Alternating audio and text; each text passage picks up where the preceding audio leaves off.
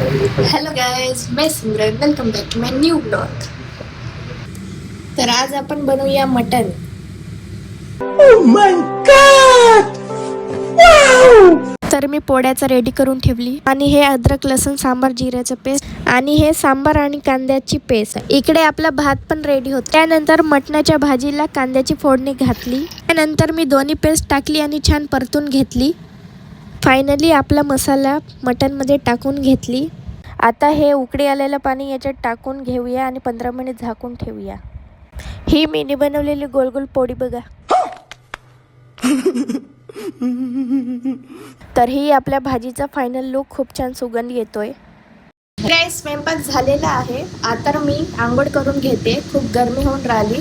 त्याआधी मम्मीला मी सांगून घेते की स्वयंपाक झालं. भाजी पण डन. मम्मी, भाजी झाली. अरे बाहेरपर्यंत खूप सुगंध सुटलाय भाजीचा. हो का मला तर ग? समजूनच आलं. यार ये कितनी औसम है. तर गाईस, माझ्या पप्पाचा कॉल आला आता. तर पप्पा नाईट ड्युटी असल्यामुळे पप्पा उलट बोलून राहिले.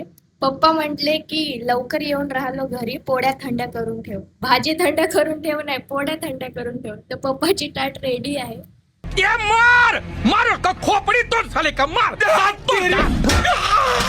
गाईस, माझी आंघोळ झालेली आहे. आता आपण जेवण करूया आणि मम्मीला विचारूया कशी झाली भाजी. तर मम्मी, भाजी कशी झाली?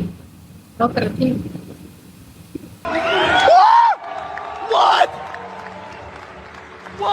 गाईस, माझं जेवण झालं आहे आणि सर्वांना भाजी आवडली.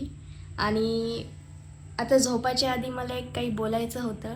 आता रिसेंट मी जो व्हिडिओ टाकलेला आहे तिथे एका मुलाने मला कमेंट केला आहे की एक बिरसा मुंडा पे हो जाए.